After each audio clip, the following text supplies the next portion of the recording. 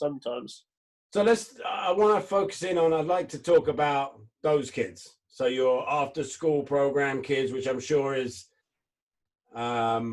younger, right? Different age groups, and certainly a lot of different challenges from your U12 girls at the regional talent center. What would be, I'd like to hear what two or three of your absolute like go-to kind of activities would be with that age group. So 5, 6, 7, beginners, not elite at all, for whatever the opposite end of elite is. What do you find as a coach are the most important activities, and what are you focusing on with an activity at that age group? Yeah, so I've had, between after school clubs, holiday camps, my grassroots team a couple of years ago, they had sort of a little bit of a program in terms of younger players and coaches helping out. So, and it's a different challenge, but it can be extremely rewarding. So I think one that I did at an after school club, literally 5, 6-year-old players. Yeah. And I thought, well, want to keep a ball each if you possibly can, keep them moving. Thought to yourself, actually, what's the most simple game that kids enjoy playing? And it's tag. Right. So literally splitting the teams, you've got half of them in bibs, half of them not in bibs, every player with a ball each, half of them are taggers, and they've got to tag with the ball at their feet, so they can't leave the ball somewhere and tag them. And the other half are being tagged, and they've got to get away, but they've got to keep the ball at their feet as well. And I watched it, and literally every single player was getting probably 60, 70, 80 touches per minute. And as well as that, so they're getting different movements because the players they're trying to tag or the players are getting away from are coming from different angles. They're using different parts of the foot. They're, getting tons and tons of touches. They're having to try to get their head up so they can see where the player is who's coming to tag them, or where players they can tag, and very enjoyable as well. So extremely simple, about as simple and as basic as you can get. Just 4 cones for a box, a ball each, and some bibs, and that is literally it. So is it something? Yeah, I'm going to share this. So it'd be something like this. So pretty much like just, you said, a box or a rectangle. And then you've got, explain to me, like, how do you, so in this example, you got 4 players in the middle that have a ball and 4 players on the outside that don't. And they're obviously trying to take their partner's ball. But I like what you've done, which is you've added a ball for everyone. Yeah. So you got some opposition, and how many players were you working with? I think there was about 10. So it'd be 5 players with balls trying to get away, and 5 players with balls who are trying to tag that player. Literally, all they would do is just trying to tag him on the shoulder, which is a different variation to that. We've done it where they would have 5 players without a ball as the taggers, 5 players with the ball who are being tagged, because obviously COVID restrictions, you're not allowed to touch them. So it was literally just trying to tag them by touching the ball. Okay. So you'd be able to touch the ball, then you go off and try to find someone else's ball to just touch. So in that activity, anybody who's on the red team who's doing the tagging, they can tag anyone on the green team. Yeah. This is it. Just go find someone to tag. Just get as many tags as you can. So it's just how many times you can tag it, but you just keep count kind of thing. Yeah. Well, you just let the players keep count, which obviously you get something like, I've got 4, I've got 7, I've got 2,050. Yeah, which it does happen, but but in terms of just everybody's moving, everybody's got a ball, loads and loads of different outcomes from it, because as I said, you've got loads of touches, you've got players trying to move in different directions, so lots of ABCs, accelerating the play away from players. If you're a player who's trying to get away from being tagged, maybe recognising where some space is that you can go into to get away from taggers.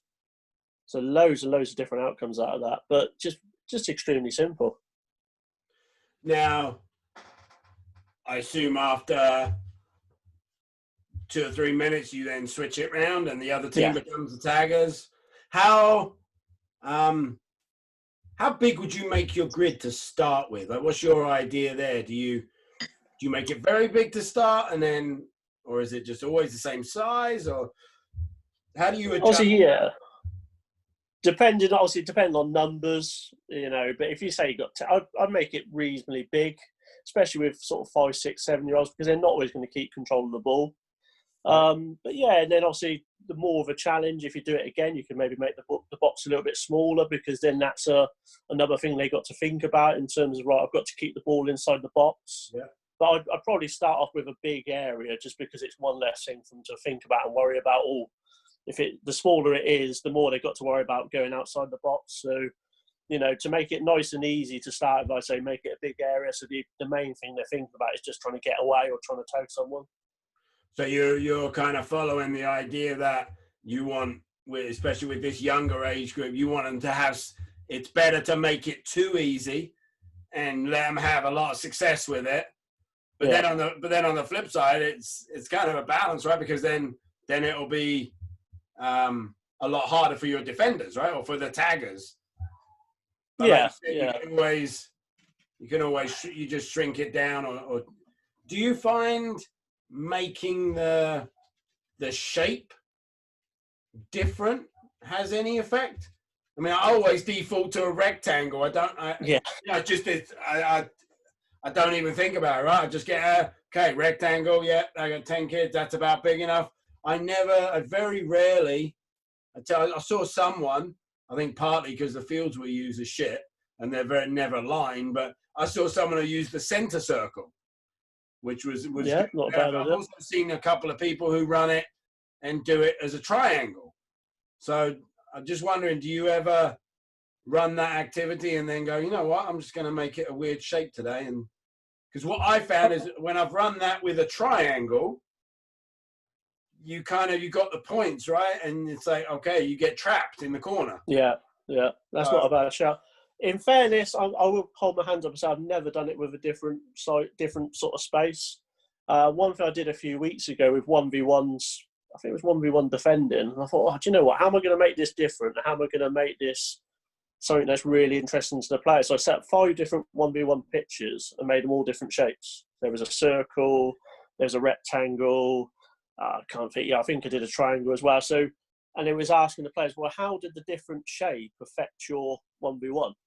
So it was the 1v1 defender. So if it was a box that was not very long between the players, but it was very wide, well, I'm not about to show that player into a wide area because the box is really wide. So I'm going to have to maybe show them onto their non-dominant foot. Whereas the one which was very long but very narrow, well, I've just tried to force them off the pitch. So there's loads of different outcomes from doing it that way. Yeah, these are something like it's funny, but I find we don't do enough.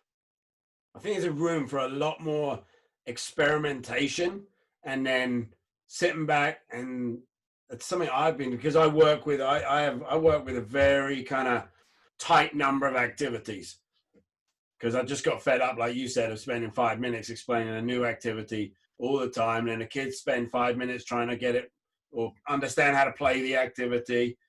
So one thing I've been doing, a very similar thing as what you said there, is taking activities and just take the old notebook out and just changing some variables and seeing, like, just watching and seeing what happens, and then go away and add that as a variation. Like you said, if you want X, Y, Z to happen, okay, change it to a triangle or change it to a skinny. So let's just get back to that, the dribbling tag one, because I like that. I think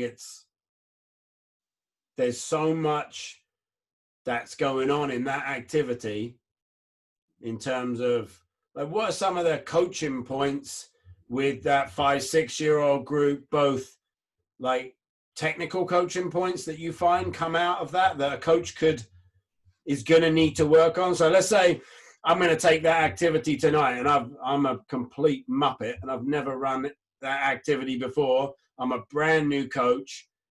what would you say? What advice would you give to me on that dribbling activity? Because it's nice and simple. I can understand it. I can get it going quickly. What are some of the things that you're going to want, or would you give me advice that's probably going to happen that I'm going to need to work on helping the players maybe get fixed on the technical side? And then what are some of the, whatever you want to call them, tactical or other elements that, what's going to go wrong, or should I say, or what should I be looking for, and what am I going to need to help the players fix? I guess some coaching points, Rob. Yeah, I would have said, obviously, especially being younger age groups, I wouldn't be sort of trying to get loads and loads of coaching points into them. But even with the under 12s, we're trying to sort of boil it down to maybe 4 or 5 key points in a session, and not sort of just trying to overload players with loads and loads of information. In terms of the main points, I would have said was, the distance between the ball, keeping the ball very close to that player, because the further that ball gets away from you, if you're trying to chase someone and tag them, the further that ball is away from you, the less, the harder it's going to be if that player then changes direction. So the closer the ball is to your foot, if a player you're chasing changes direction, you can then change direction with the ball. How would I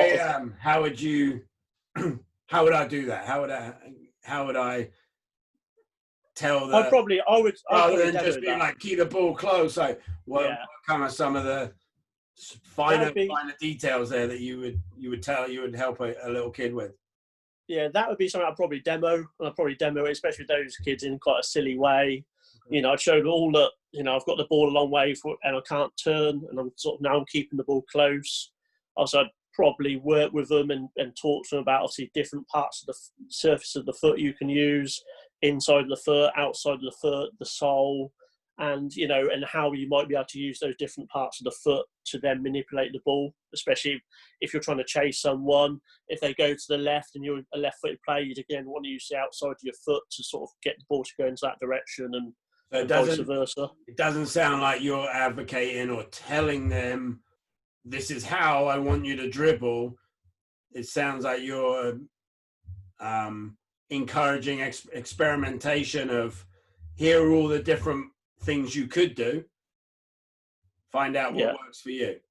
Yeah, I'm very big on Q&A, and I'm very big on guided discovery. In terms of command style coaching, in terms of, right, you do this, you do that, I don't do very much of it, especially with the younger age groups. I want those players to experiment, and realistically, the best outcomes is when the players come up with their own solutions.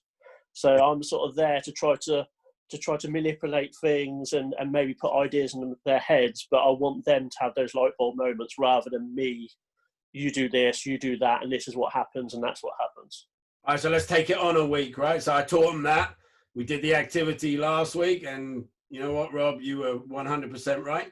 They didn't keep control of it. It was going too far, but they by the end of that game, what's the next thing do you think is gonna go? I hate to say go wrong, but what's the next thing we want to encourage them to do? What am I going to find out this week? Like, what's my next tip? Yeah, I think in terms of getting them, especially younger kids, you'll find out when they're dribbling, their head is down a lot. Okay. So it's just getting that thing of getting your head up a little bit every now and again, just because, especially with sort of a game like tag, you're going to have to do it anyway. But just actually realising what's around you, because I've got players who, even with under 14s boys, really good dribblers, but that realisation then of, well, actually, there's now 2 defenders in front of me, there's a free player over there. If I just pass them the ball, we might get a shot. But because they got their head down, then they dribble into pressure all the time. So I should be looking at next week, looking for players looking at the ball and then trying to encourage them to get there. Is there any ways, or like, how would you explain that to a 6-year-old?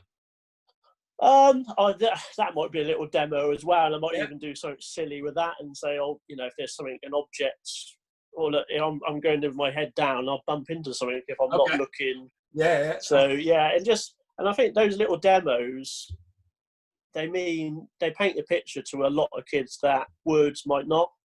I find it, even just the use of a tactics board in a session in a session explanation makes a massive difference to some players, because for some players, words, they don't then understand. Well, they can't sort of visualize that. So those demos in terms of, right, if you did this or if you did that, and just showing, for example, a different type of turn or something like that, them seeing it makes a huge difference compared with me just trying to explain it just using words.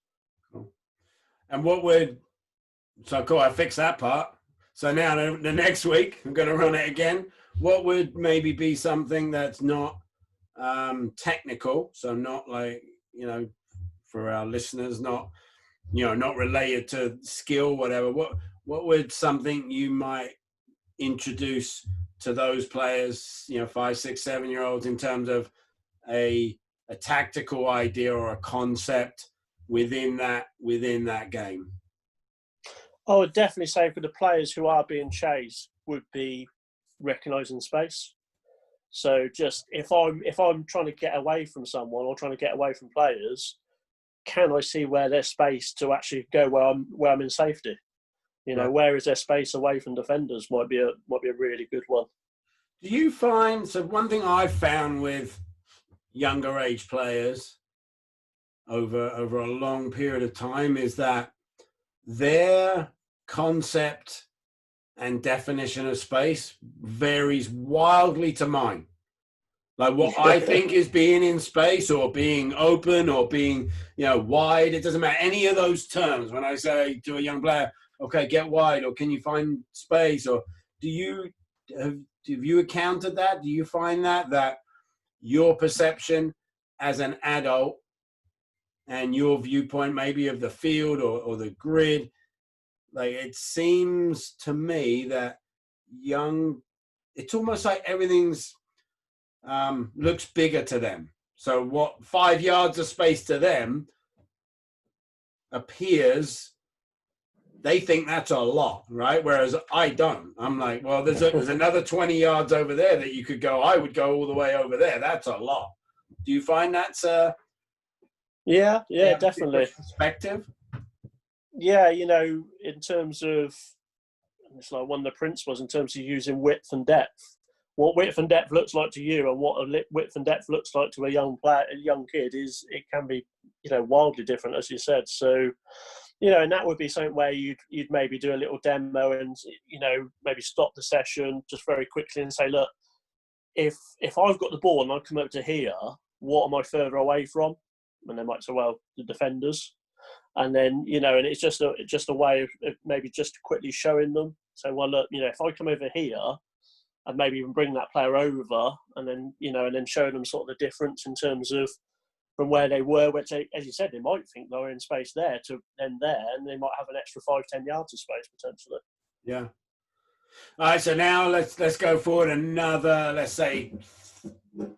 week.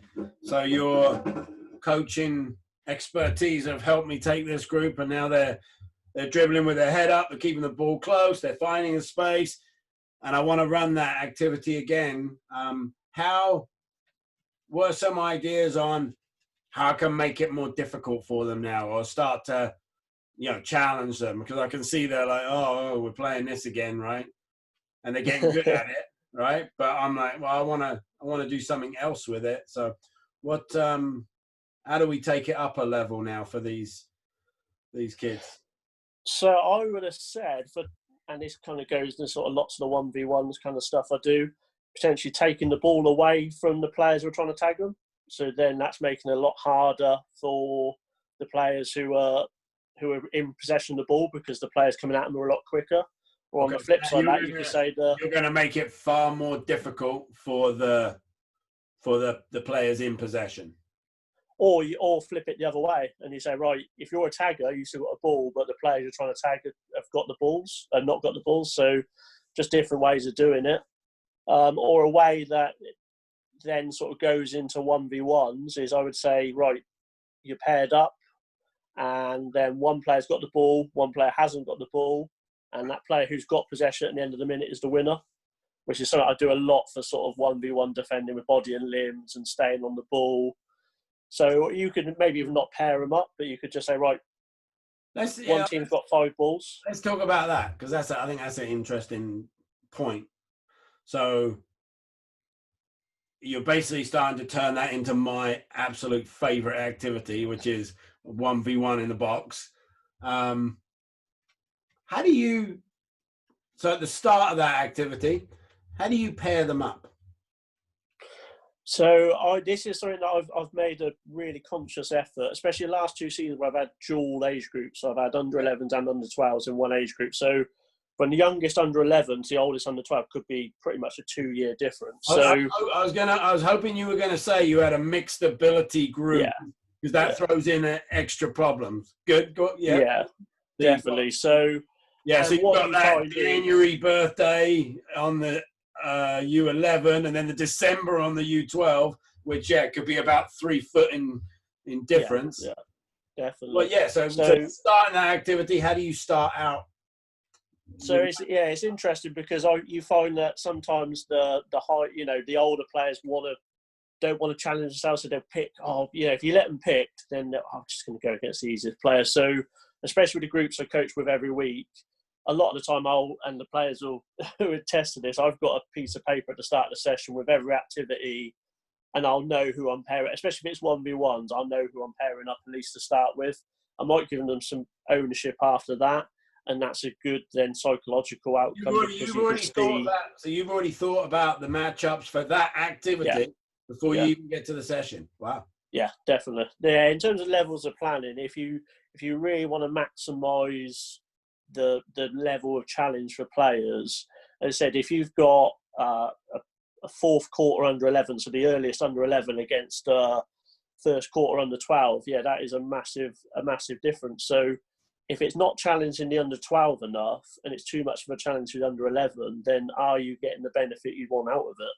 So pairing players are up, whether that's with 1v1 defending, it might be on ability, but it might be on height. So you might end up with an under 12 against under 11 if they're the same physical level. But matching them up in a way where you think the challenge level and the challenge points can be right for those players, I think is a massive way of really sort of getting the most out of the session. And then after let's say we've run that for 3 or 4 rounds or whatever, would you then mix them again? Like, okay, would you change the matchups, and how would you change the matchups for the next round of play? Is it based on what you're already thinking, or is it based on what you're observing? I might have a first and a second matchup already ready.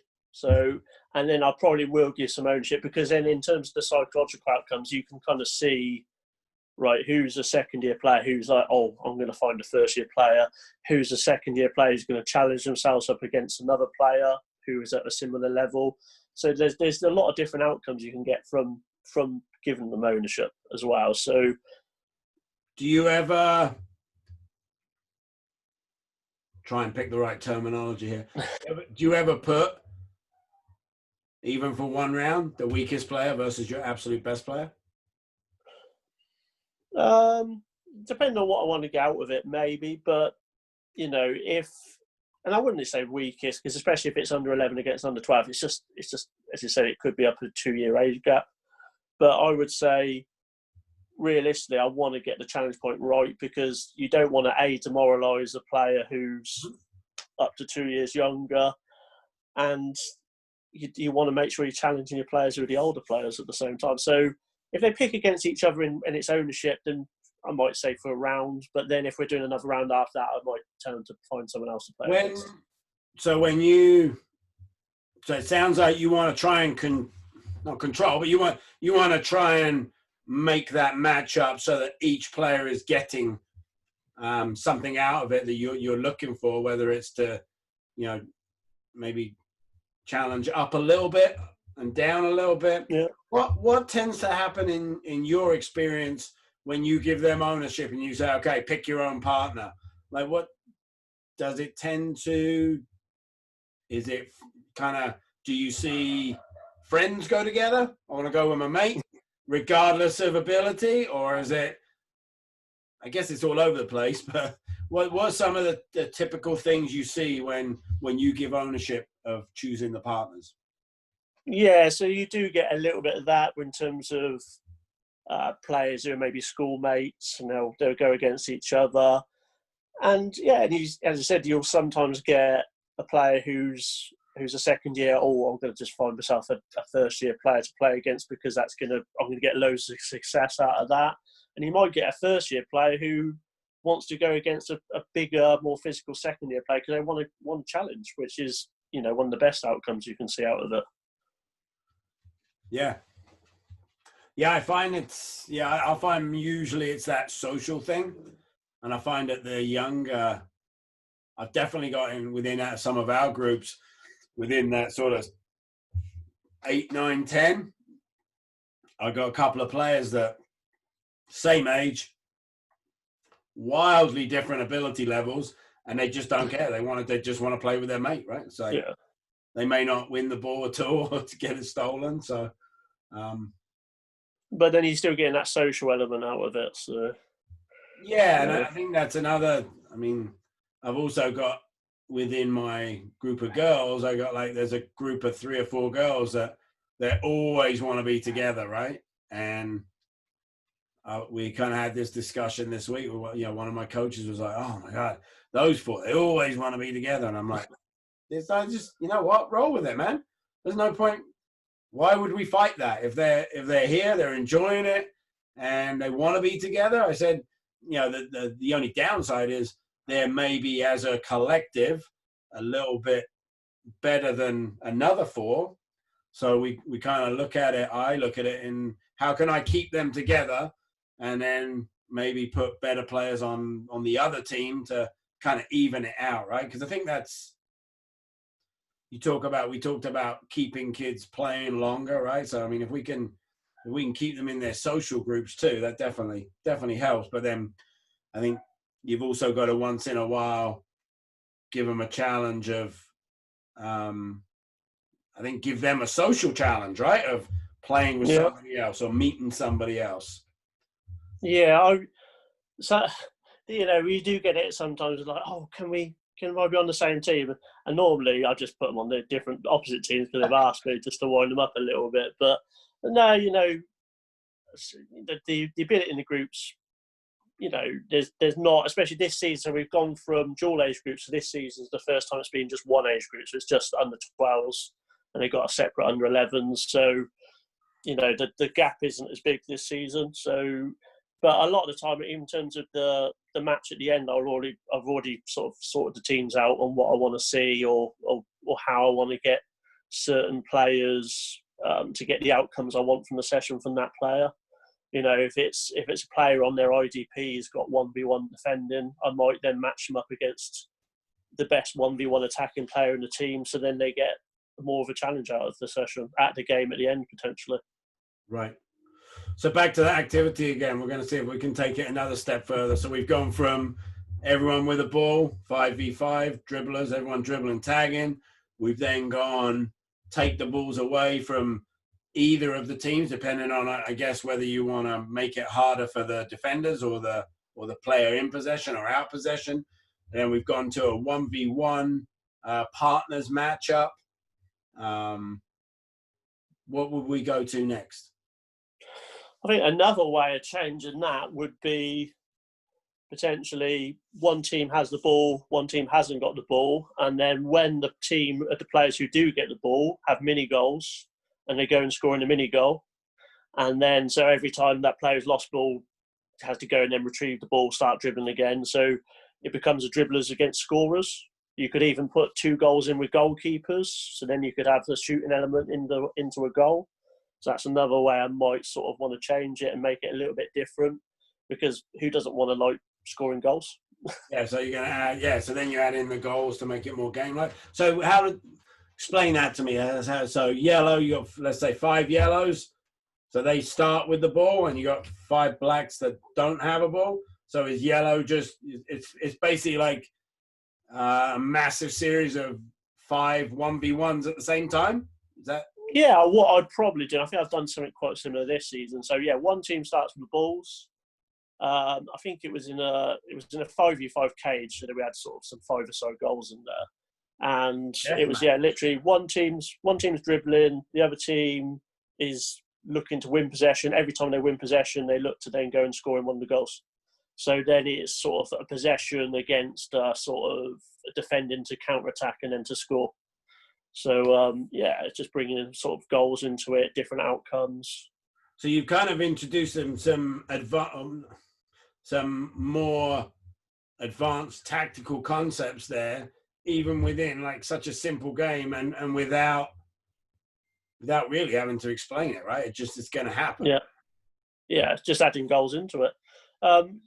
The last few weeks with the under 12s, so we have 5 different 1v1 moves and 5 different turns that they want. We want the players to be able to hopefully master by the end of under 12. So the last 5 weeks, we've done the one 1v1 move and 1 turn. So we do a little bit of ball work with a ball each, so they're doing it unopposed. And I'd find one of these sort of different variations, then make it a little bit more game-like. So they're doing 1v1s, they're doing the turns, but they're doing it against some sort of opposition. So like that would be one of the variations we did, where one team has the ball, so they're looking to do the 1v1 moves or turns depending on where the defender is, and defender's looking to win the ball. And there's loads of little variations like that. Another one actually we did, we had 5 balls, both teams on each end, and we split the pitch in half, and it was the stadium game. So one side was the Kazan, which is the Oxford United men's stadium. The other one was the Velocity Stadium, which is the stadium the women's team play at. So at the end of say a 2-minute game, the team that had most balls on their half of the pitch was the winners. So it's literally 5 balls, lots of 1v1s, lots of turns, lots of looking to win the ball and then drive into your own half. So you're getting loads of outcomes through that as well. So you've taken that 5v5, 1v1 inside of the square or the rectangle, and you've split it into two rectangles, 2 halves? Or just 2 halves, yeah. Just 1 half of 1 rectangle. It was in a 5-side pitch. It's a 5-side cage. It's quite a tight space anyway. So just split the pitch in half, and then now to score a point, I've got to get the ball. I've got to win the ball from someone, and then you're telling me I've got to get it into you've got to get into your own half. So there's loads of different variations there. So you've got players trying to keep the ball in their own half. You've got other players, their teammates trying to win the ball. So you've got a massive tactical element. So did a round, then after that round, it's right, going to teams, what did you do well? What could you do differently? So they're right. I think 2 of the players were just trying to get as many balls and try to keep them. So trying to shield footballs, where other players were trying to go and trying to nick footballs from the opposition half. So loads of different sort of tactical outcomes where, in fairness, we weren't even really coaching. It was just getting the players in and getting their own discussions and thoughts on it. So what technical elements would you say now emerge or come out in? What am I going to have to teach in that game now? Because now it's... Yeah, so in terms of, we did it a lot because we had the 1v1 skill. So if you're trying to drive into the opposition, drive the ball at the opposition half, and there's a player coming towards you, you might have to do the 1v1 skill. Right. If you're in possession, someone's trying to win the ball off you, you might want to do the turn. Lots of shielding, lots of different outcomes there. I think that would bring out a lot of changes in change of direction, right? Like in pretty much maybe almost a lot of 180-degree change of direction, because I'm typically going to win the ball in the other half, and then I've got to turn around to get it back to my half. Yeah. So lots of dribbling, lots of running with the ball. So if you're trying to get back into your own half and there's lots of space in front of you, you want to keep the ball close. You might have a positive first touch out your feet to drive into that space. Obviously, in terms of what we were coaching, we're only really looking at those 1v1 moments and the sort of moments of turn, using the 1v1 skills in the turn, because, as you said, you could coach a million different things in there. You could even coach the defensive side of it, winning the ball 1v1, trying to win the ball off someone who's shielding it, and so there's loads of outcomes, but obviously you don't want to coach everything at the same time. That's another question for you. So when you're working with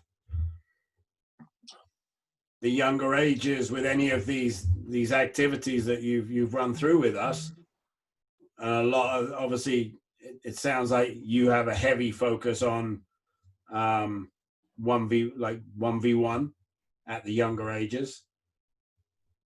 Are Yeah.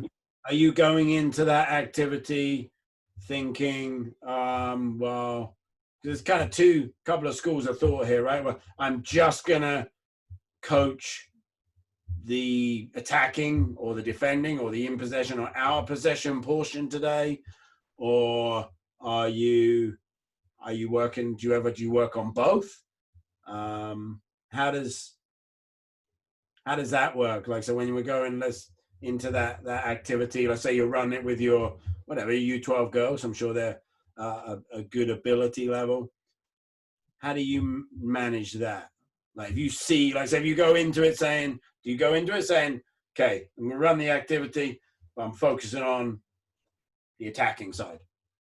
Yeah, no. So if it is, for example, a 1v1 defending week, then that's really the only thing we'll be looking at, because, as I say, especially in the foundation phase, you're going to see everything. You're going to see passes, you're going to see 1v1s, you can see loads and loads of stuff you could coach.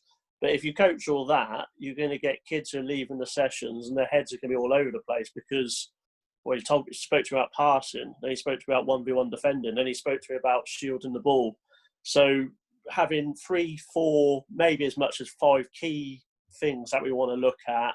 And yeah, the rest of it can be left for another day, especially with the foundation phase. You want just to focus on a few key things because, you know, you don't want players going away from a session with just a million different ideas in their heads. You know, you want them to improve on that one thing that you're looking at for the topic. I find I'm not very good at that. I'm not. And whether it's good, I don't know if it's good or bad. It's a good. I'm not always very disciplined, but I think I do. I try and do it in a way where if we're running an activity like that and I'm trying to focus on, you know, if the focus is the defending side, then that will be the focus of this. But I find it very hard if I see something that I can try and maybe help a player improve or correct or give them a tip. I just can't keep my mouth shut. So I guess, but it wouldn't be something that I'll stop the whole group and be like, okay, look, this is what he should have done attacking. It might just be a quiet word in the kid's ear, right, while the activity's going on. Yeah. You know, you might want to link back to something you saw in a match at the weekend or something like that, and maybe. But I think for me, the caveat to that is at some points, especially with the older age groups, say under 14s, if you're working on, I don't know, playing out from the back in a 4-2-3-1 formation or something like that, if the opposition aren't doing what you need them to do, sometimes you might need to manage and actually work on the things that you're not looking at to get the things out that you want to look at. So if you're, I know it's quite a big thing, it's going away from the foundation phase, but if you're looking to play out from the back and the opposition aren't pushing up and putting any pressure on you, it's not getting the outcomes you want because you're not getting game realistic outcomes out of it. I think even going to the foundation phase, if you're working on 1v1 attacking and the players aren't actually doing any defending properly 1v1 defending, you might have to have a quick look at that because otherwise you're not going to get the outcomes you want to from the attacking side of it. Yeah, this is a kind of a topic that I wrestle with over and over again, especially with when it comes to, and again, I think you have to, what I've come to the conclusion is, I think you have to look at the group of players. It's always the same old shit, right? You got to look at the group of players you've got, your setup, your frequency, how often you see them. But what I find is when we're talking about young, 5 to 9 year olds that maybe you're only seeing a couple of times a week, I'm just not sure that this modular approach is necessarily the best, because there's just so much that they don't know yet. So, I mean, I personally, when I play that 1v1 activity that you're talking about, I wouldn't, with the younger players, I'm not going to focus it just on defending or attacking. It will probably be more that entire range of things that we spoke about, right? Which is there's a bunch of technical aspects that we want to work on in here. And then there's also a bunch of basic, fundamental, tactical concepts like looking up, finding space. And I think if with the younger players, I don't know how you feel, but if I just work on 1v1 defending in that activity for 2 weeks, and then we don't touch 1v1 defending for another 6 weeks, I don't think a 7-year-old retains that. Yeah, it's an interesting thought.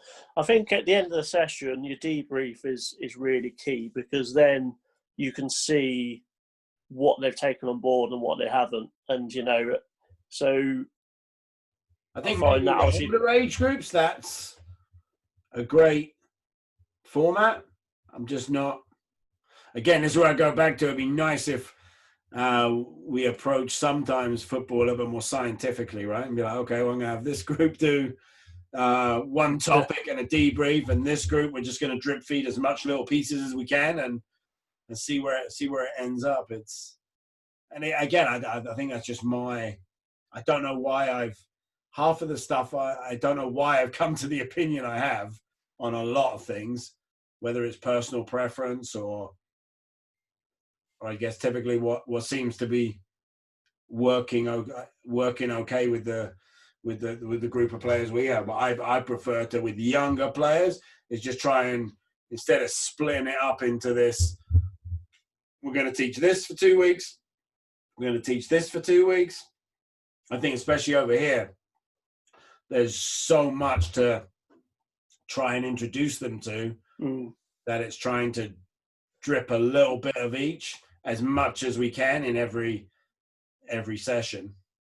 Yeah, it would be fantastic, as you said, to have a scientific experiment of one group you have a very sort of honed in, and then the other group you have a more of a broad. And it'd be fascinating to see sort of what the outcomes of that were. To be honest with you, that might be someone's little project at some point. I suppose would be really interesting.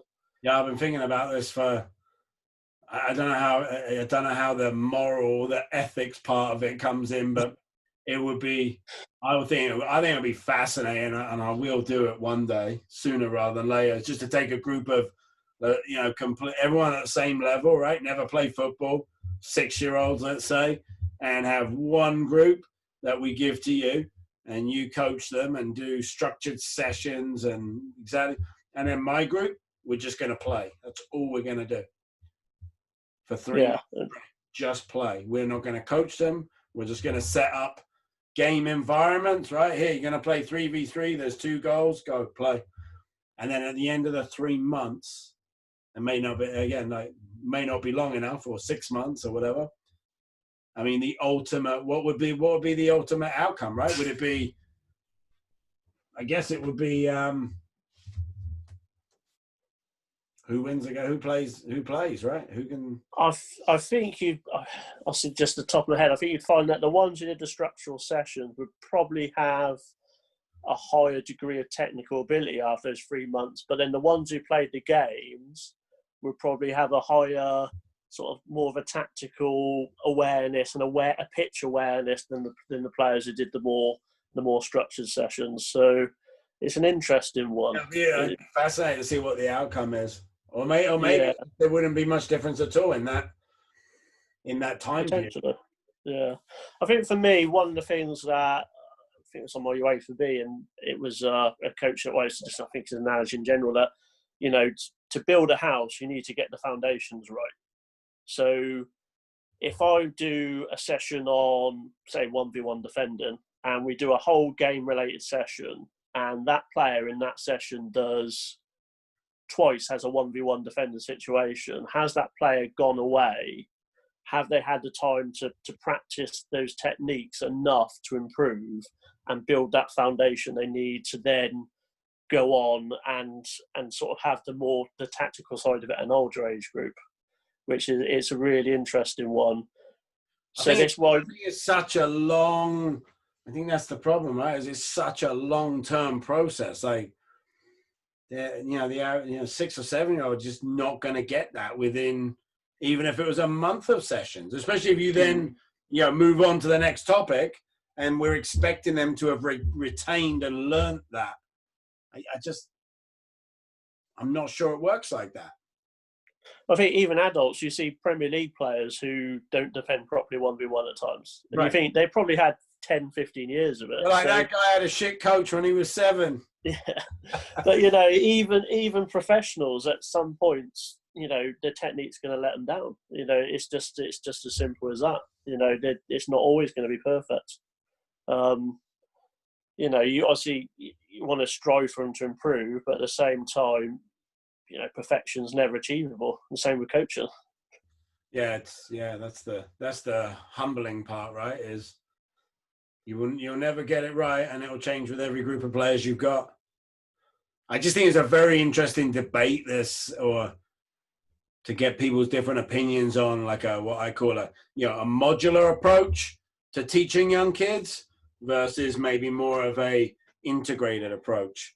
Like, I know recently, like, some of the information, or, you know, the where people lean is, you know, with young kids, where you should teach dribbling first, right?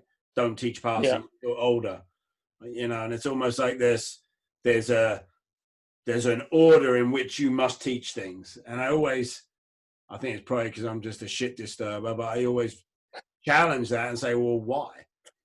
And if the answer is, well, because that's what they enjoy, well, that's one reason, but that doesn't say you can't teach, let's say, passing. It's not to say you can't teach it. It's maybe what we're saying is it's easier or it's more enjoyable. But I think for me, the challenge is, can I try and teach as much of everything as they go along? Because I'm not sure I agree with, you know, all right, from 5 to 6, just teach them dribbling. And I think this is a common, you know, I feel really sorry for, what's his name, Pete Sturgis. Yeah. Because I see this, you know, I just sit and shake my head, and I think people really misinterpret a lot of the time the message of, you know, the FA and the foundation phase. I think I see a lot of people misinterpreting what their message actually is. And their message is not just teach kids to dribble at the foundation phase. It's not that at all. It's like, well, that's one of the focuses, but that seems to be what a lot of people latch onto, right? So I think the real skill for us, as especially teaching young kids, is how do we teach them as much of the skill as they're able to at that age. And then the next level of coaching for me is, can we teach them when is a good time to choose to do those things? Yeah, I kind of, you know, I take the example of a kid who you teach them to dribble and they're absolutely fantastic at dribbling, but they continually dribble into 5 defenders and lose the ball for their team. Like, that's, yes, you're good at dribbling, but we obviously haven't equipped you with the other skills you need and tools to be a good, effective player on your team. Yes, there's a time to dribble, and there's a time to pass. So can we teach younger players as many of the skills they need, and then can we teach them when? And I think it's possible. I don't think it's certainly, I mean, this is the road I'm going down. It's not easy by a long way. And I think we shy away from what's possible. And we a lot of the time, I don't know if it's because a lot of our coaches are volunteers or whatever, and we go for easy, right? I see, me personally, Messi is my favourite player, and I love a player who can do a 1v1. You know, 1v1s is the best part of the game for me. You know, seeing a player go past a player, but it's not the whole. It's not the whole, is it? You know, Messi doesn't score every time he gets the ball, because if he did, you know, it wouldn't be fair. But it just shows. I think I actually went to a Pete Sturgis roadshow, and I think it was Messi has like a 55% 1v1 rate, so he goes past the player 55% of the time. That's the best. Which shows that, and that's the best player on the planet. You know, so players are going to lose the ball when they go 1v1, and I think a lot of the coaches, especially with grassroots level, they don't want to lose the ball because they're that worried about winning that they want to keep hold of the ball, so they're maybe discouraged 1v1s. I know one of Pete Sturgis' main things is it's staying on the ball, it's being comfortable on the ball, and then it's then about when you release the ball. So it's it's getting that balance right. And as you said, we've got a girl who her 1v1s are absolutely ridiculous. I mean, I've never seen anything like it. And her IDP, which she actually came up with herself, is I want to work on my decision making of when I dribble and when I pass. So, do you think it's getting that balance. Do you think we teach that young enough, though? No, and I think you want players who are comfortable 1v1. You want players who've got that bravery and and want to take players on 1v1. But at the same time, if you're dribbling 3 defenders every time you lose the ball, then it's a bit pointless. So yeah, it's about getting the decision making to go with the technical ability. Yeah, and I know definitely over here, the focus is still incredibly heavy on technical. Up until it's almost we have many kind of trains that thought that where you just work on technique up until 13 and then teach tactics later. Yeah, for us, it's a technical heavy syllabus, but one of the main things of my coaching is repetition to realism. So although there will be a technical, pardon? What does that mean? I like that. So, and the way I normally structure my sessions, it will be very, very repetitive at the start. So if we're doing 1v1 defending, there'll be different ways of doing it, but it will be some sort of 1v1s where they're getting loads and loads of repetitions. So maybe a ball each or a ball per pair. So if it's 1v1 to stay on the ball, as we said, the one where they're paired up and who's got the ball at the end of a minute wins, because you're getting loads and loads of repetition. And as the session goes along, it then builds up towards a game. So from there, it might be into something that's maybe a bit more positional, and then it will lead into a game. So although there's lots of repetition, I want to get the realism side of it as well, because if a player's gets really good at repeating it, but when they get into a game situation, they don't get the decision making side of it, that's as pointless as doing a whole game session work on 1v1 defending and the player doing it twice. So it's finding the balance for me. You want players to get the repetition, but they also need to be able to do it in a game realistic environment as well. Yeah, I find again, like, this is that back to this debate, right, of the modular approach. Like, okay, we're going to take the 5-6-year-old and we're going to teach them dribbling for, that's the first thing. And then after that, we're going to teach them ball control, ball mastery. And then after that, we teach them passing. Then after that, we teach them shooting. And when they get to 13, then we start introducing, tactics. But I think there's a way, that's what I'm trying to find, for young kids, again, right? And especially, not even young, but beginner players, to try and start introducing some of those, the fundamental concepts of the game and as much of the technical side of it as we can at the same time. Because I think if we just focus on, okay, you're a good dribbler now we move on to this, well, the game is, it'll be 13, 15 before the game starts looking anything like the game. And we're relying on them retaining that skill that they've built, right? So I just think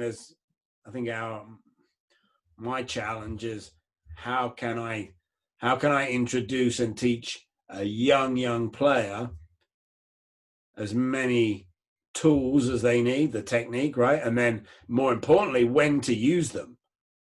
I think one thing, it goes back to sort of, if you have a debrief, say, with under sevens, and you've coached a lot of different things, it's interesting then to find out, so if one player's taken a 1v1 attacking thing away and another player's taken a passing thing away, and you're all taking different things, then how does it then merge so you get everyone learning? So if that player's taken away something and then someone's taken away something else, where does it all come together, or does it need to? No, I don't think it does, because then we get back to the whole what's been drilled into us, especially for the last 3 or 4 or 5 years, right? As the old, learn, development is non-linear, right? So it's not linear. We know that. And we also know from my experience, I also know every player learns different things at different rates. I've got some kids that can pass a ball. I've got some that can't. I've got some that can dribble it, some that can't. So it almost, and I think we kind of assume that if it's this modular approach where, all right, we're going to start with dribbling. Well, there's 3 kids in the group that can already dribble. So they're getting nothing out of this. They're already, we're kind of saying, all right, we need everybody to be at the same level before we move on. Whereas the approach I'm trying to take is, well, you already know that. So my challenge is within an activity or within our sessions, within games, identifying, I like what you said about you've got these IDPs, right? Which I'm sure is, what's that, individual development plan? Yeah. I think in my head, I've got that for every kid, 6, 7, 8, right? I know what this kid's good at. Like, we did a 1v1 activity similar to what you were saying the other day. And I've got one girl who's like 3 foot, and I've got one girl that's like 5 foot. They're the same age. And whenever we play 1v1, the girl who's 5 foot, what does she do? Well, she just kicks it past the little girl and runs and scores. Right? And the little girl, so I was watching this 1v1 activity and battle because we were doing a little round robin 1v1. I'm like, how can I stop her doing that?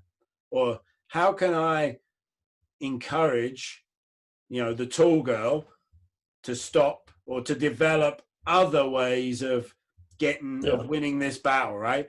Because I don't want to just say, well, don't do that anymore, because she's smart, right? She's using the talent she has to solve the problem, but I don't want her just to have that.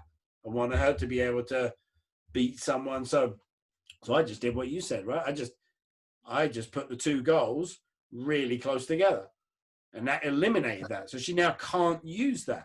So now she had to start using more, dribbling laterally, side to side, but that's what we're trying to do, right? Is each player's understanding of how do we move them on technically, and how do we move, I have some players that they're great at getting in space and finding space. They've got it. They understand it. I still got players that, little kids that will go stand behind the defender and shout, pass me the ball. Yeah, still happens. Yeah, either my lads under 14s who get it sometimes, and the one for me when it comes to that is, can the player see your feet? And that's a massive one. I really like that. Yeah, there was some good ideas on that that thread I had, and that was one of the ones I really liked. Right, was are you as far away from the defender as you can, and can your teammates see your feet? Yeah. If they can't see your feet and you're right behind the defender, you're never going to get the ball. But again, this is one of those things, right? Why can't we introduce that concept to a 5 or 6 year old? Why are we waiting until 13? Yeah. Because if we can introduce that concept, and I find with the younger players, right, the biggest thing that I'm learning is there's a huge difference between understanding a concept and executing it in a game situation. So my job I look at is, okay, number one, can I get you to understand the concept to the point where you understand it? And then can I help you start to do it in a game? And to start with, if I see them do it once in a game, that's great. That's a win, right? Now, can I get them to do it 2 times in a game? And then the last thing is realizing with young grassroots players, there is never going to be any consistency. You think, the kid did it 7 times in a game, they've cracked it, they've got it. The next week, 0. Yeah, so it definitely happens. I think having objectives that lead from what you're trying to learn into a game really helps players, because if you don't, if you take something on and then it doesn't translate into a game, then what was the point? You know, so we do little challenges. We do sort of maybe tip sheets every now and again. If there's a player who's a sub, it like, right, we're working on, I don't know, for example, probably wouldn't be, but finishing from crosses. So how many crosses did we get? How many shots did we get from crosses and stuff like that? So they gain an understanding of actually how that went from training into a game and how it translates. Yeah, and I think that's probably the what we're all looking for, right? Is what activity can we run with what age and stage of player that then we see transfers and works in the game. So I think if you're not looking at that kind of cycle over and over again, and that's why I'm saying, right, by the time I'm dead, I've probably got like, you know, a good 20 years if I'm lucky, is to be able to give somebody a set of activities that work pretty well most of the time with beginner grassroots players and say, here, listen, if you run these activities around these technical skills and these concepts, by the time they leave you at 9 years old, you'll see it in a game. Yeah. And that's kind of my, whenever I run an activity, I'm always looking at it going, it's almost like, does it stay in the locker or not? And then if someone gives me a new activity, I look at it and I'm like, well, it's got to be better than what I've already got. If it doesn't teach the concept or it doesn't tick all the boxes, then it don't get in and we just don't use it, right? And I think it's trying to, over time, just find that those activities, exercises, or whatever you want to call them. But as you said, it's got to translate into the game, right? That's it. At the end of the day, that's, you know, it is all about the game. You know, it's trying to translate what we're working on at training into a match. You know, and that's why I do try to find that balance between repetition and realism, because, you know, at the end of the day, as I said, if we do a training session, I do an hour and a half of 1v1s, and it's just one player up against one player, and they go into a game on Sunday, and suddenly there's 18 players on the pitch or 10 players on the pitch, depending on the age group and, you know, the format. And suddenly it's like, well, there's all these other options. There's these other things happen. There's space. There's another player running from a different direction. So if they haven't got the realism of, well, actually, this is going to happen, this might happen, then, you know, they're going to struggle. And I find like I'm trying to take that approach, right, with 5, 6, 7-year-olds, but changing the activities so that they're appropriate and they're introducing. I think the technical part's easy. I think building a technical activity is not really difficult, because if you can get repetitions and add some opposition, you're good. But where I find it's really challenging with the younger ages and maybe even a little bit older is these ideas and concepts, right? Of how do we introduce it at a level that's appropriate for them, right? So one of the things I've been talking about a lot lately is finding space and getting open, and how do we explain that? How do we introduce that to a 5, 6, 7-year-old? And then there's a lot of different challenges with that age group than there is a 14, 15-year-old. But I think I find over here, I'm not sure if you have the same thing, I see a lot of grassroots coaches that they're running activities that, there's always going to be a technical element of any activity you run, right? If it has a ball and a player involved, there's going to be technical. Like, the more repetition to realism you can do I'm going to steal that term. I like that. The better. But I find we have lots of coaches here running activities, and if you ask them, like, what part of the game, why are you running that? Yeah. Like, what do you want that player to learn outside of technical that's going to go then occur in that game you're going to run? A lot of people are just like, I don't know, I'm doing it because it's fun. It's like, Yeah, the why is a big thing. I think a lot of coaches, especially on Twitter, they follow these accounts because it's Man United training session or Real Madrid training session. You think, but are they actually thinking?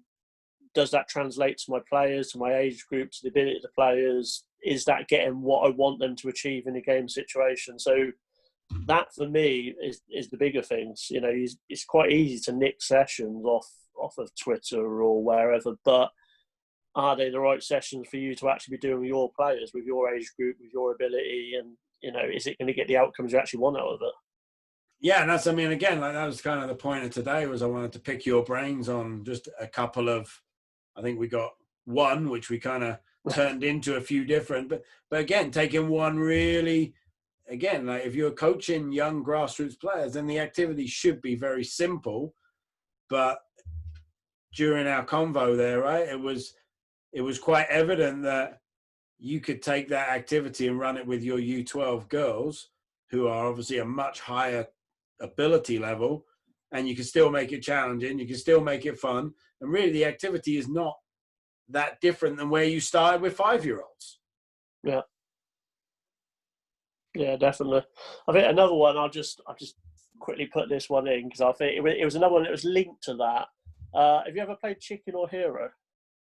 Or you ever heard of it? Or Hero?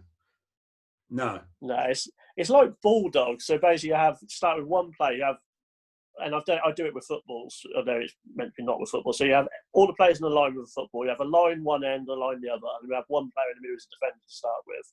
So the player who's defender calls a player, and they can either be a chicken, and everybody runs to the other side, or they can be a hero and they can go on their own. So if they get to the other side, or they all go to the other side, if the defender wins the ball off them, they become a defender as well. So as it goes on, you add more and more defenders. So for me, that is an absolutely fantastic one to look at when to dribble and when to run with the ball. Because you'll get points, especially at the start, where if the defender's on the other side and you're there, would you want to have small touches, or would you want to have a nice big touch out your feet into space? And then you can start looking at loads of little concepts in terms of, but it's just a fun kids game. So it started off, I did after school clubs, and one of the kids was like, can we play Chicken or Hero? I've never heard of it. And they actually explained it to me. And I thought, well, can't we do that with a football? Can't we do that with a football each? So you're still getting the activity and still getting enjoyment, but actually you're getting loads of touches as well. You get defending, you get attacking, you get lots of chaos because there's players running all over the place. Yeah, and I love that idea of as it progresses, the activity changes. But here's where I think we need to, or I would like to see us go as grassroots young coaches, right? Is what you said there was there's a tactical, there's a decision-making element in that activity, which is when should I run with a ball and when should I not? And I think that's the big missing point for many of us, is we think that activity is just about, is a 1v1 attacking, defending activity. But really, the decision in that activity is what interests me more, right? Yeah. That's a great activity to introduce a young player. Okay, when are you going to dribble? When are you going to run with it? Yeah, and as you get more defenders, you actually get some out of possession stuff, because how are you going to work together? And then they get a bit of a formation together. The more defenders there are, in terms of how we're going to do it, so we can try to tackle as many players. And then you get communication, you get teamwork. So even in the out of possession stuff as well, you get lots of outcomes as well. Yeah, that's another fun little one. Yeah, that's what interests me, is how do you, what are the, I guess you call them tactical, or what are the concepts within that activity that you could coach? Exactly right. So I suppose once you get more defenders in that, then you could start kind of asking them or guiding them, like, okay, well, how can you guys work as a team to go get maybe one person, right? Or how are you going to do this? Are you going to go after one person individually, or what's the What's your idea as a collective now? Because you're not just one defender, or when you get two, right? Two defenders. Okay, hey, what's your plan? Yeah, then this is where, you know, it goes back to that player ownership. You get them together quickly, and like, so what? How do you want to do it? And you get someone, oh, we're just going one big line, and you get someone actually. We have some players a bit further forward and some players behind. So that first player misses them, maybe the second player gets them, and so you get a little bit of press and cover in there potentially. And so yeah, it's all the outcomes actually. Yeah, and the players are coming up with themselves. And this is exactly what I'm kind of talking about, right? Is how do you, like, you're not going to introduce pressing and covering, or covering defending as a concept and topic in the same way to a 5, 6, 7-year-old as you are a 14-year-old. But by using that activity and lining them up, maybe like that, like you said, you've just introduced it to them, and they can without even knowing. without them even knowing. And then, now the challenge is, can we get that to then happen in the game? Yeah. That to me is, okay, is that activity, could we get it to happen in the game? But I think once you've introduced them to that activity, I think with younger kids, I find that's my best method of kind of teaching that transference is, you do a quick stop in your game, right? And be like, hey, do you remember when we were playing the activity and you guys all lined up? And can I get 2 of you or 3 of you to do that now in the game? And they do it. Yeah. Okay. I think that's one of the things with that active I've kind of dropped into them when they say, well, we're going to, defenders, how are you going to line up? I was just going to line a line. So in a game, would you all line up in a line if you're defending? So how, or we'd have maybe some defenders and some midfielders. And so then they're getting sort of game realistic outcomes, or not quite game realistic, but game realistic ideas into what's quite a really basic and fun session, which is not hard to explain. You're not going to spend 5 minutes explaining it. Well, you've got this area, and if you do this in here, it's literally just you're running from one end to the other. If you get tackled, you become a defender. The last player who's got a ball is the winner. And they've also, a nice thing for when they get into the game is they now have a reference point, right? Like, we did that in the activity.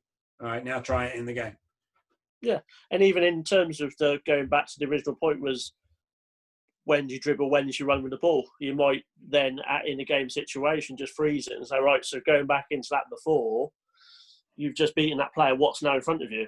Well, it's loads of space. So now, would you want to have that positive first touch, or would you want to keep the ball close to you, or vice versa? You've now come towards a defender. What are you going to do in terms of your touches? Are you going to keep the ball close, or are you going to have a positive first touch, and what might happen if you do that? Yeah, I love finding ways to introduce the concepts and the decision making with younger kids, because I only see a lot of the kids we work with, we see them once or twice a week, so it's and they rarely touch a football outside of it.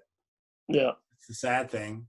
So it's very difficult with those younger players to improve technical ability in that short a time. Yeah. This is where. But I can definitely teach the idea of when do you dribble and when do you run with the ball. I can teach that within an hour, and in fact, I can teach that concept within a month, and then it just becomes the patience, right, of reinforcing that in games all the time, and slowly they get a little bit better at the execution part. Yeah. But really, I haven't taught them how to be a better dribbler or runner with the ball. No. In terms of, do you ask your players to do homework? Or, not in terms of homework, because I'm not saying in terms of school. So one thing for me is, I'll say to the players, when you can, the weather's nice, go outside in the garden, play the ball against the wall for 10, 15 minutes. The wall never gets bored. The wall never gets tired. All those extra touches. And it's not, you say homework. I don't think homework's the right word for it, because when you say homework, it kind of, that's school. But encouraging players to get out and just get extra touches is massive. As you said, some kids might not touch the ball from one session to the next. No, I'm a high percentage of kids over here in that category, if they're in the what we call recreational programs, and even I would hazard a guess. Right? You've seen it. You know the players that are the players that are kicking a ball and who's not. And that was one of the worst things about the lockdown here, right? Was you had that top 5% of players that wanted to do that. And unfortunately, for us, it was 95% just won't. It was like, there's no football, there's no sessions, there's no practice. But I have got an Xbox. Yeah, I'm surprised to hear you say that, because the kind of thought over here is, well, that's just a cultural problem, right? It's Canadians and Americans, they're just not going to play with the ball, and we're not brought up with that. And we assume that every English kid, as soon as they get home from school, they're kicking the ball against the wall. Probably, do you know what? Probably because any of the English coaches that are out here, that's what we did as a kid. But we assume that that's what's still happening, maybe. But I didn't have Xbox, I didn't have PlayStation when I was a kid, so. No, this is it. I didn't have any friends either, so. So the wall was all right, though. Yeah, not nearly as nice as your wall there with the wallpaper, though. Yeah, I went to a trip to Barcelona, so went to the academy and all the rest of it, and a lot of the coaches, speaking to English coaches in England, it's not you don't see many kids compared with Spain. Kids are still out. I suppose it's a different climate, but in the UK, you don't see that many kids in parks. You don't see many kids in streets playing with footballs as much as you used to. When I was a kid, I'd get home from school and I'd probably spend till it got dark outside. I'd be kicking a football, playing a game, doing something. And unfortunately, it doesn't happen as much these days. Oh, no. Again, right? Times have changed. These kids have got iPads, they've got PlayStations, they've got connectivity to friends wherever now, right? Like when our generation was younger, the options were far more limited. It was either come in, watch TV, which your mum and dad probably didn't let you do. They kicked you out of the house. There wasn't any of those distractions. So what was the next best thing to do? Go round up a few mates and play a game of some sort. And if your mates weren't available, then it was you and the wall, right? Yeah. Times have changed, in fairness. I'm quite happy. My son, he gets out with his mates at least a couple of times a week. They'll go after school and they go to the park and kick a football about. And to be honest, I'm quite happy with that. As I said, a lot of kids. We found with my under-14s boys team, when we come back from lockdown, we had lots and lots of just niggly soft tissue issues like the first few weeks, and we're doing a proper warm up before the session, and it was just a case of a lot of kids haven't done any exercise for like 3, 4, 5 months. Well, let's hope your lockdown is over a lot quicker this time. So, I'm hoping so. If not, I'll be grilling you for more activities. Yeah, no, I'm more than happy to share. We've got loads, to be honest with you. Next, let's do another one, and then next time we'll pick a topic. We'll pick a topic in advance, and maybe we'll build some activities for Grassroots coaches together. I think that'll be an interesting. Sounds like fun. Yeah, Rob, thank you ever so much for your time, mate. I enjoyed the discussion, and I think there's a lot that coaches can, especially grassroots coaches, right, can take away and just go run that 1v1 activity. Yeah. I think for me, also just key messages, just keep it simple, keep your explanation simple, and just make sure that what you're doing they're enjoying, but it also has some sort of outcome to a game as well. Repetition to realism. Yeah, that's a massive one for me. I'm a little bit disappointed because there's no Premiership on this weekend. It's the international break. No. Yeah, a bit miserable, to be honest with you. Rob, have a great weekend. Appreciate your time, mate. Right, thank you very much. Take care.